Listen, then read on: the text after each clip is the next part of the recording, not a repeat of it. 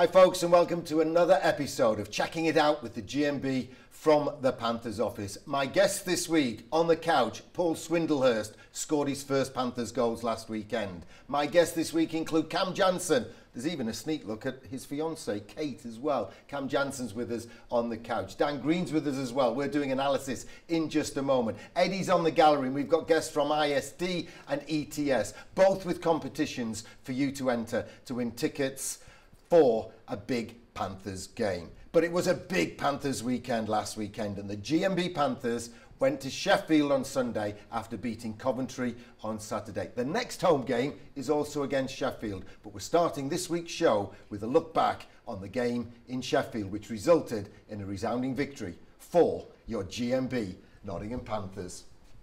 And then the opening goal came with this. They were trying to get out the zone. Panthers pinned them in the zone, and then we threw it across, and David Clark was there to fire it in and do his backwards flip into the glass. Yeah, it was a nice play there. You see Sam Oakford just keeping the puck in. He fires it down to Evan Mosey, and Mose obviously passed across to Clark in.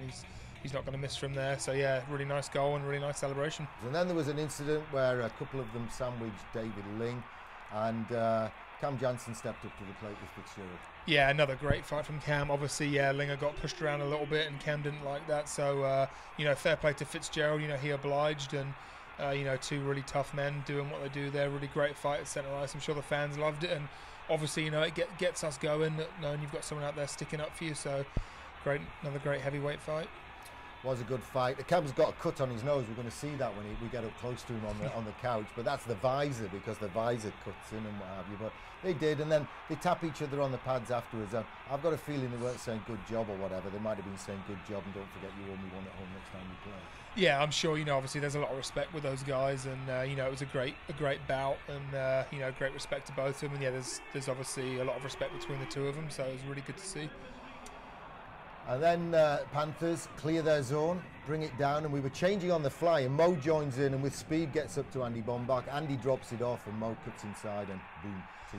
Yeah, I think like you said, obviously, again, sort of the epitome of the whole game. Sheffield was sort of pinned in our end for a little bit. We finally managed to get it out, and a great play by Bomber. He was by himself. He could have just thrown that away, but, he holds the play up, waits for Mose to catch up with him, and great shot from Mose.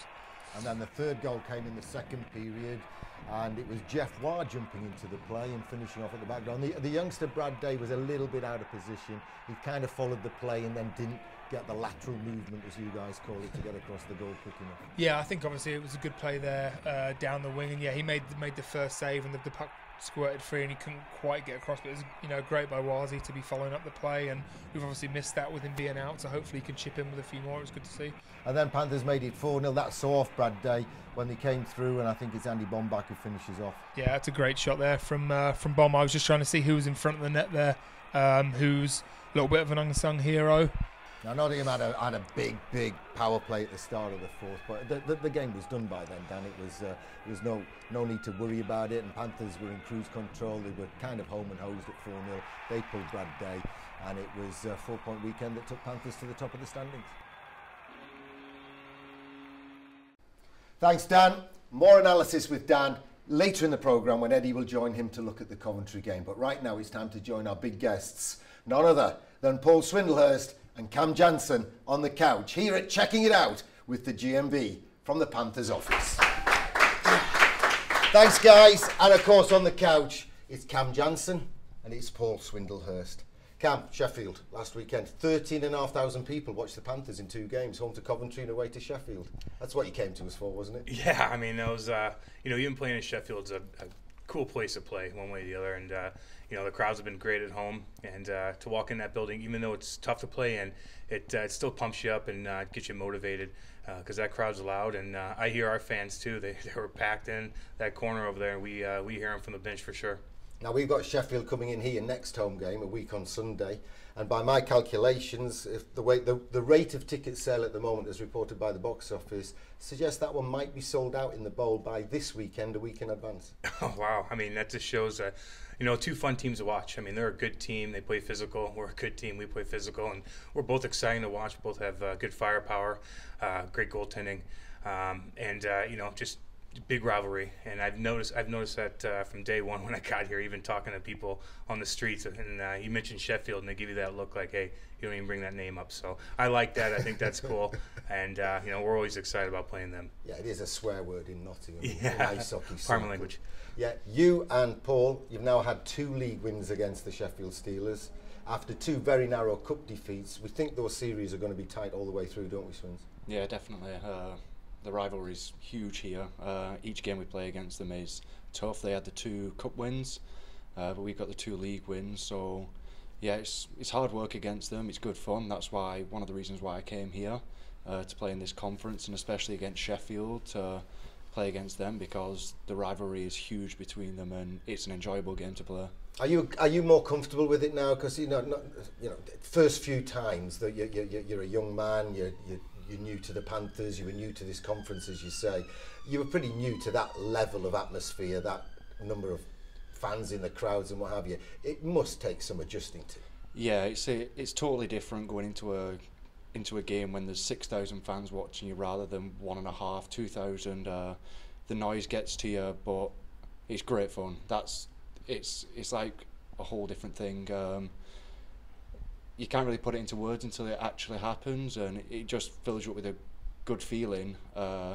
Going out, everybody's cheering, and the noise that they make, and it gets people behind you, and yeah, it makes you feel really good. And the more you experience it, the easier it will become for you to cope with it.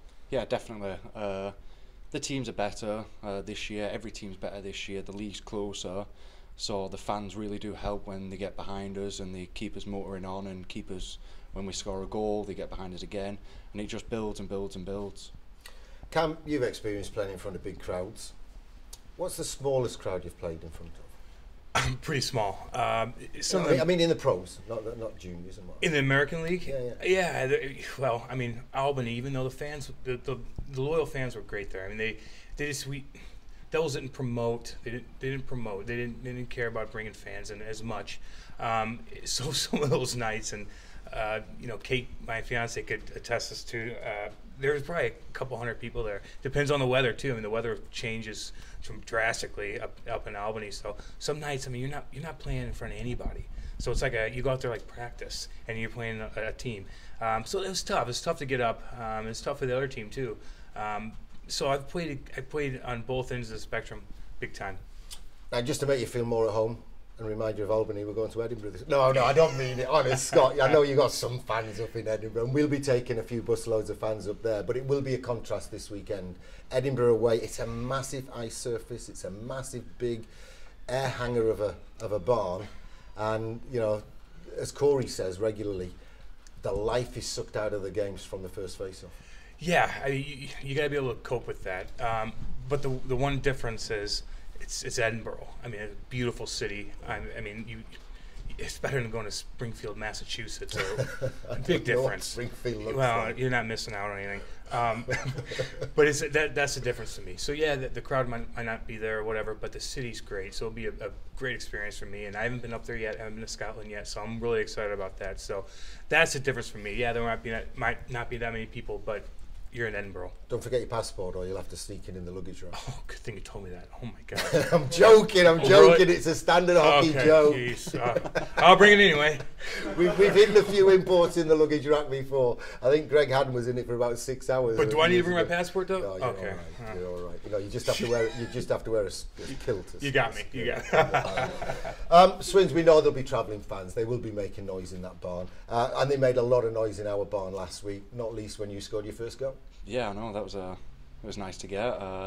Kind of got laid to me pretty easy, and I just put everything into it, and it snuck its way in. So yeah, it feels really good to get your first goal. Well, your first one bulged the back of the net, and you got a taste for it, didn't he? He went and did it again, scored his second goal in the same game. Yeah, I know, confidence must have got to me. I don't know what went over me. Coco passed me the puck, and I saw an opening, so I just shot the puck, and it went straight in, and Cam nearly took me out with celebrating after it. Well, I have to say, he works on his shot so much in practice, and I told him, I go, you keep doing that. That's what happens whenever he's out there before everybody. He works on his shot with Stevie Lee, and practice how you play, and he's been really working on that, so you could tell too. Yeah, practice makes perfect, and we all know how many shots don't go in if you don't take them. Exactly. All of them don't go in. The ones you take, who knows what it'll lead to. It led to 2 goals for Paul Swindlehurst against Coventry, a shutout for Mika Viekman. Surely he's in the running for the IHL Player of the Week this week. That will be announced on Thursday. We'll have gone to air before then, and right now we're crossing back for more analysis on the Coventry game this time with Eddie and Dan Green. Thanks for that, Gary. We're going to dig right in. Let's have a look. So this is the first play here, and you see Cam Jansen getting it deep, and that's what the Panthers were doing all game, wasn't it? Yeah, I think that was obviously our game plan from the start. Be physical, getting deep, and obviously Cam's great at that. So ridiculous flip pass by Coco. Yeah, he. A lot of people probably think that was a bit of an accident, but he definitely meant to do that. He practices that almost every day. Shooting from behind the net, making those cheeky little flip passes. So it was good to see he used it in the game. He told me that the very first time he did it, it actually resulted in a breakaway the other way. Really nice, yeah. And the second time he did it, he scored, and that was the third time. So he's making a trademark, and there was a Clarkey with a big one. Yeah, that was a good save. I think Stewart was probably screwing there, but a really nice pass, and Clarkey connected well, which is a good save. That's Mosey, and he's going to work it behind to Matthew Myers, and we're going to just cut into our next sequence here. And I believe here we are on the power play. Yeah, that's right. And look at the call. There we go. Matthew Myers draws the delayed penalty. And yeah. Panthers are working it. It would have been a 6-on-3 here, but obviously the goalie probably doesn't get out in time. Watch Matthew Myers. Watch it. Do you see how he kept that passing lane open? Perfect. Yeah, he's so good in front of the net, and obviously not only is he screening the goalie, but like you said, he's keeping the D-man from being aggressive and opening up that passing lane, and great pass there from Kolnick, and obviously Ballmer's not going to miss from there. See, Stewart bites a bit, and then Kolnick just sends it the other way, and boom, right above the pad. Yeah, it was a really good shot from Ballmer there, but obviously skating onto that nice shot right in the corner and sends the teddy bears flying onto the ice. And there certainly were many of them there. Tell me, does that affect the momentum of the game at all? I think the only reason it might have done then a bit, because obviously we were already on a 5-on-3 and we were going to be on a power play again, so ideally we probably just wanted to keep rolling while they were tired and try and get another one, but there was sort of a 5-10 minute delay, which probably didn't help us, but obviously it's great to see, and it's great for charity. It was awesome to see, but yeah, it probably wasn't a great time for us. All right, back to action here. Here comes try to get it to tip it by Clark. And the Panthers have to regroup. And this is actually a quite little clever play there by Steve Lee. And now really focus on the Coventry Blaze players.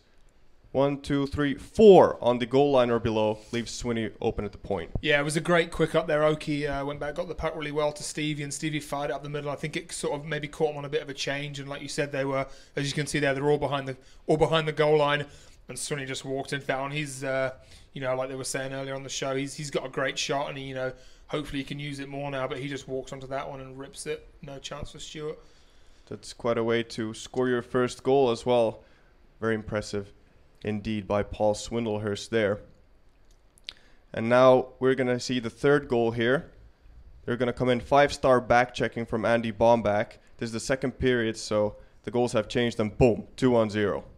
Yeah, that was a great, as you say, obviously it probably goes a bit unnoticed, but great back check from Baumer there. Picks the pass off and gives up to Coco. And you notice Cam made a great change, got Clarkey on, and yeah, comes in for the 2-0, and no chance there for Brian Stewart again. And because we've switched goals here, it's actually further. The Coventry Blaze bench is further, and their D-man got caught in the change there and couldn't get in time. So it was supposed to be a 1-on-1, became a 2-on-0. Yeah, there was no way he was going to get back in time for that. How about Meeks protecting that shutout? Yeah, he played great, obviously, and I thought we played great defensively as a team and, kept the shots to the outside, but when they did get chances like they do here, you see a couple of them, he was solid, even without his stick there, so yeah. Yeah, do you lose confidence when you don't have that stick in your hand? It doesn't really happen very often. It's not too bad. I mean, then he lost it for sort of 20, 30 seconds and the play was around his net, so it can be a bit of a problem, but I say it doesn't normally happen too often.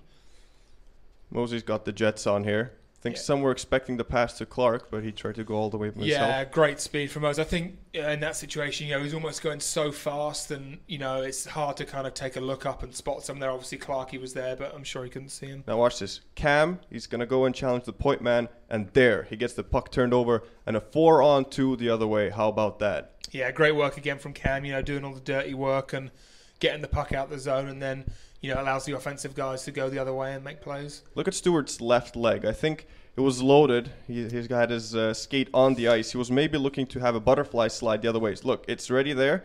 And actually, Swindlehurst told me he was initially going to pass it back, but decided to take the shot anyway. Yeah, I think he was, obviously Stuart was, obviously like you said, it was a 4-on-2. He was probably expecting Swins to pass that back, but he was kind of off his angle a little bit, and he probably just, thought, it's a good time to shoot. So. And this is the moment of glory for Mika Weekman and the boys in black. First shutout of the season. It usually goes under the goaltenders, but it's also a team stat, isn't it? Yeah, definitely. I mean, obviously, it's great for guys to get a shutout, especially, at home in a big win. But yeah, I mean, for all the D and I mean, for everybody really, it's a great stat and it's a really good achievement. Awesome. And that's been the highlights. We're going to go up in the gallery and meet our guests now.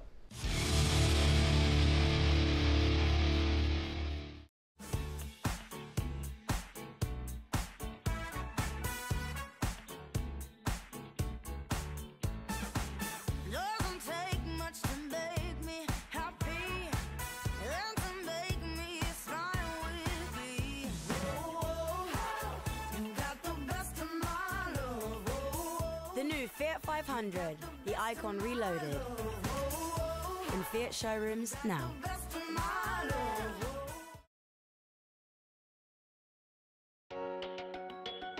Whatever your white good needs, whether it's sales or repairs, choose Jim Grice, Sutton in Ashfield. With nearly 50 years of family business experience with all major brands, we'll make sure you take home the product that fits your needs, with no hidden extras. Choose Jim Grice, Sutton in Ashfield. Friendly family business that cares. Nearly 50 years speaks for itself.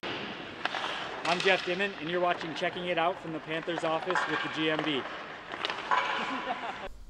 Ice hockey, the world's fastest team sport, played in Nottingham by the GMB Nottingham Panthers. For tickets and fixtures, visit panthers.co.uk.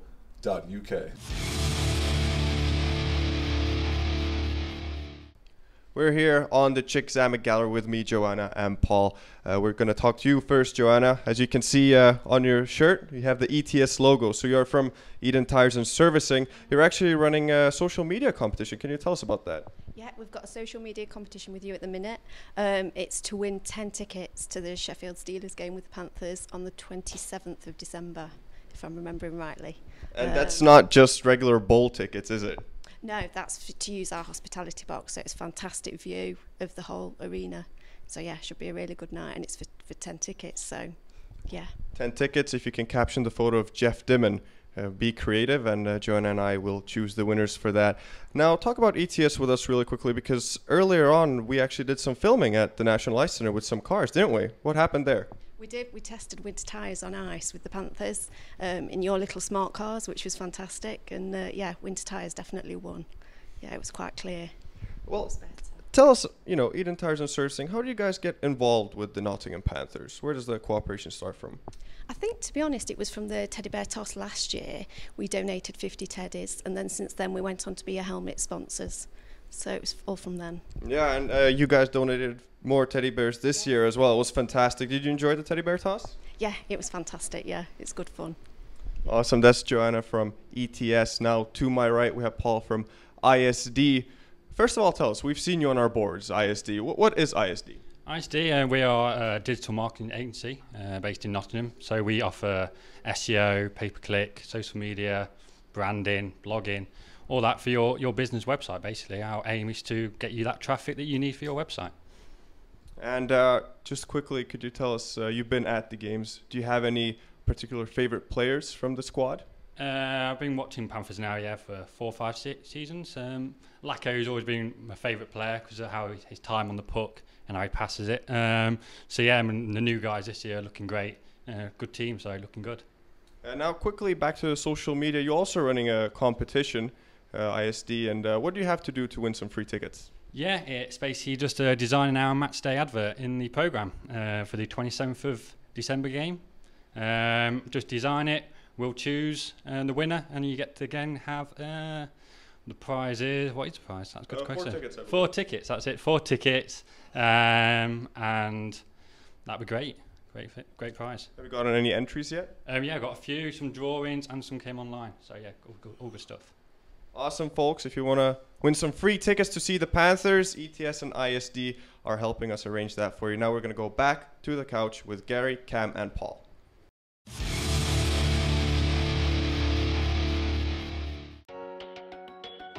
Whatever your white good needs, whether it's sales or repairs, choose Jim Grice, Sutton in Ashfield. With nearly 50 years of family business experience with all major brands, we'll make sure you take home the product that fits your needs, with no hidden extras. Choose Jim Grice, Sutton in Ashfield. Friendly family business that cares. Nearly 50 years speaks for itself. Amore. Subito.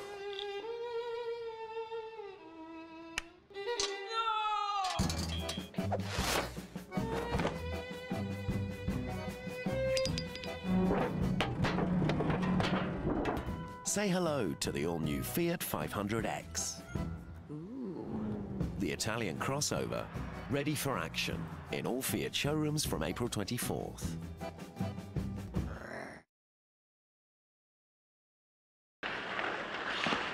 I'm Evan Mosey. You're watching Checking It Out from the Panthers office with the GMB.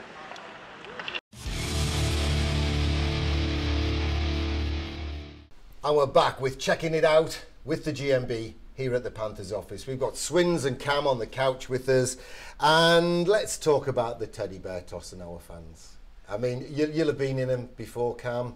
And I know in America, anything up to 20,000 bears can be thrown onto the ice. But we reckon about 3,000 for the second year running came raining down when Andy Bombach scored that first goal. And it was a sight to behold. Well, yeah. Well, good thing they counted that, because I think we had a goal call off and a couple people threw some teddy bears. Yeah, there were 3 teddy bears thrown on. One guy threw the teddy bear and they said, "Oh, it's time." Yeah. And it wasn't a goal. And then we fortunately scored one quite quickly. Yeah, Linesman did well though. He picked the 3 teddy bears up. He did a real good job on that. But that was a great shot by Bomber, and what a sight to see. I think I got pelted in the head about 15 times, but it was all good and fun. And it was. I was helping everybody clean up everything, and I think I scored a couple goals with some teddy bears too, so I got my confidence up a little bit. But what a cool thing, and it all goes to charity, so another good thing. Well, it goes to all those needy kids across the region through the Salvation Army. More from them in a moment. Swins, you done one before? Was the one in Dundee last year? I've never done one before, no. So it was a sight to watch. As soon as that first goal went, it was like a sea of plastic bags and teddy bears going over the boards. Yeah. I'm sat on the bench like, I guess we're going to go and have to help clean up. And we're at it for about 15 minutes, and there's 4 minutes left in the period. Yeah. But yeah, I thought the ref might have said, okay, let's go off for the break and play that at the start of the second. But you can't legislate for it. You can't legislate for how many fans are going to bring the bears. You don't know how long it's going to take. We've moved the clean-up operation on from last year already. In the one you've just seen, it went better, and next year it'll go better still. And it's just the way the fans supported us, but it did lead to some amazing pictures, didn't it? Yeah, absolutely. And I think that even for the other team, they understand it goes to charity and it goes to kids, so they understand that and they accept it. And yeah, it might have took a little while to clean up, but it's all in good fun, and everybody appreciated it one way or the other. Very much so. I mean, we get paid by the community because they buy tickets to come and watch you guys playing, and that pays our wages, and it's our way of trying to put something back into the community. Absolutely. And the guy in charge was a guy called Major Wayne Bungay, and he's the divisional commander of the Salvation Army. Get this, he's only from Winnipeg, and he only used to play ice hockey. I grabbed a quick chat with him just after the teddy bear toss.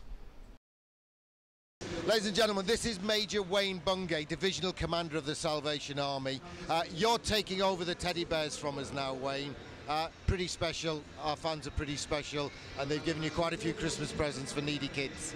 Absolutely, we're overwhelmed with the response this evening by the fans coming in and offering these gifts that'll go to people in Nottingham. Last year we did the teddy bear toss for our own hospital visits, and then we were going to give any spares onto a worthy cause. Yeah. We had that many spares because there were thousands of bears. Me and Coach Corey Nielsen turned up at the Salvation Army headquarters in Nottingham and said, "Can you use these?" Yes. And faces lit up. The captain and the major and the guys down there, they were thrilled.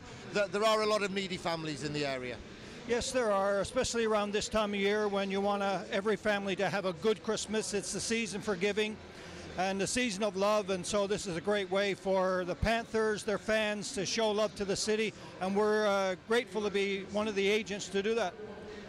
Your colleagues last year told me that the demand is getting more and more year on year. I mean, it was a few hundred families perhaps the year before. It was around 1,000 or more families that were getting food parcels and present parcels just from your organisation. Yes. Yeah, that's true, and Salvation Army is just one organization that does this kind of work during the year. But that's what we're hearing, is that the demand is getting bigger. We've had a lot of economic downturn even this year, so we're expecting there will be an impact. Where will they go, the teddy bears? Just the Nottingham area or a wider field?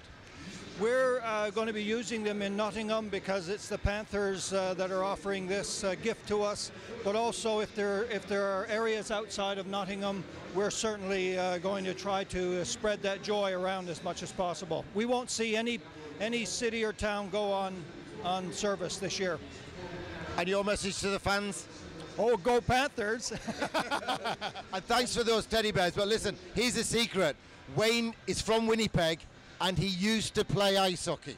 Yes, indeed. I play every now and then. I brought my kit with me, so I get to play a little scrimmage here and there, but not as much as I'd like to because of the job. But here we go. So you played at rec hockey level back in Canada? Yes. That was with other members of the Salvation Army, pastors, vicars? Indeed. Other members of the community as well. Sometimes we had MPs playing, politicians, city mayors playing as well, and just a great group of guys to play with. And girls. Yeah, but wait, now I'm totally baffled here. A team of pastors and vicars playing ice hockey. How did you ever take a penalty? Oh, there was sin. Oh, there was penance to pay, believe me. In the form of 2-minute penalties. Wayne, it's good to see you. I hope the kids benefit from our fans' generosity. And all we can say once more to the fans is thank you. Thank you very much, Gary. God bless. Thank you. Major Wayne Bungay. Who knew we were going to end up with a divisional commander who used to play ice hockey, and he's from Winnipeg. I mean, small world. Very small. Speaking of small worlds, it's nearly time for the lady fans to get a little bit excited. Yeah. Oh, gosh. Yeah, Cam. Oh, yeah. Cam. Starved myself for a week for that pick. Okay. Fiance, what do you think of that? She sees it every day. Let the girl answer just for one. Just be calm, Cam. What do you really think of that? I'm not surprised that he's on the cover. The fire behind him is Okay, totally you're on the cover, Cam. You're on the cover. Let's see where else you're appearing. Swins is in here somewhere. Swins, do you enjoy posing for these pictures? Yeah. You've done that before? Nope, not really. It's a season of first for Paul Swindlehurst, isn't it? I know. Andy Bombach got the Mr. Valentine. He got February. Yeah. Yeah. Oh, you're in the action page there. Yeah. Oh, yeah. Stretching. Got to looking stretch. over the board. This is your sneak preview, by the way. It's going on sale at the Sheffield game. I think Wolsey's got a job in modelling. Wolsey's got a job in modelling when he retires. Yeah, he knows what he's doing. Yeah. Abercrombie are gonna hit him up. Well, I was thinking more like Chanel No. 5, but or Hugo Boss. Yeah, Hugo Boss maybe. Yeah. Who's that one? Oh, Stevie Lee. Oh yeah. Stevie Lee. The little group. You must be in this group, aren't you, Swins? Right hand side. Yeah, that's you. Look at you compared to the other guys on there. Have you been doing press-ups? Yeah, I saw some of the guys doing press-ups. We all did You were all press-ups. pumping up, but you know, while one guy was doing it, Matthew wore the high-vis and what have you. Linger wouldn't do it. No. The fact that he wasn't here made no difference. Linger just wouldn't have done it anyway. He doesn't like that. No. Matthew's in the high-vis. He was in the driver's seat. He was driving, yeah. He was trying to drive the tram. Another little group there with Dan Green. Dan, you're in there. Alongside Lacko and Mo. Yeah, Mo's in the deep background in the office today. Mika Hakkinen. Look at him. He looks like he's hanging himself. I don't know. He looks like he's waiting for Johnny the Butcher. You know, Beadham's to cut him down and make sausages or something. Okay, there's Cam. Oh yeah. Cam and Coco. Oh yeah. There, looking So cool, fun. standing on the tracks. Oh yeah. Catching the sun. Catching some Getting rays. Let the fiancé see that one as well. Yeah, do you like that? I do. And what about so that's Coco? What about Cam? Oh, That's what she's getting for Christmas. A Christmas present. Logan's in there. He's in October. David Clark, the captain, hanging out of the David Clark tram because they named one after him while we were up there for November. And finally, December next year. Oh, Sam Oakford. It's Sammy Oakford. Look at that. Him and Jeff Waugh, they'll be advertising aftershave by the end of this season. I think you're right. If we've got anything to do with it. There's your calendar preview. Only got time left. Great having you guys on the show again. Let's do the awards. The Flower Vision bouquet. Only one winner this week, Cam. Has to be the fans for the teddy bear toss. Absolutely. Has to be the fans for the teddy bear toss. Bringing them in. We had that film on them. If you watch the highlights at Panthers TV with the GMB, guys walking in looking very big because they've got half a dozen teddy bear stuff down. and our match sponsors got told off, Terra Measurement, because they threw them from the box, which they weren't supposed to do. Some little lady downstairs. She didn't mind. It was for charity. So the Flower Vision bouquet goes to our fans once again. And the Jim Grices of Sutton in Ashfield, kind of Joker Grimaldi moment of the week. Remember, it's named after Grimaldi, the Regency period clown, highest earner of his age at the time, and more money than any other entertainer at that time. Now, who is going to get the Grices kind of comedy rather than foolish moment of the week this week? It was nearly physio Scott Poundle. Because I've got a slight problem with one of my feet. I got a thing called plantar fasciitis. Fancy name, it just means my foot hurts. Yeah. So, got a bit of treatment for it, and Pine says, they're treating the wrong side of your foot, and you don't need to put insteps in to ease your arches. Just come in flat shoes. So on Saturday, I came in flat shoes. By the time I walked across the plaza and downstairs, I was in agony. Like I got daggers sticking in my feet. So I go to see Poundy. I said, Poundy, this isn't working. You've thrown me a curveball here. He says, I'll come up with plan B. Do you know what plan B was, Swins? Not a clue. A painkiller. That's his plan B. Okay, I've killed your foot. It's caning. Have that. He's not going to get the award. He's been saved. I'm going to give it for a quote. You've already seen it. Major Wayne Bungay from Winnipeg. He played ice hockey, if you clocked it on the interview, with vicars and pastors and other members of the Salvation Army. I asked him, how could you play a sport like ice hockey given your beliefs and your religions? And he came out with the quote, there was a lot of sin on the ice. Thanks for watching, folks. We'll see you next time. Remember, the louder the roar, the bigger the score. And sometimes there's sin on the ice. Oh, there was sin. Oh, there was penance to pay, believe me.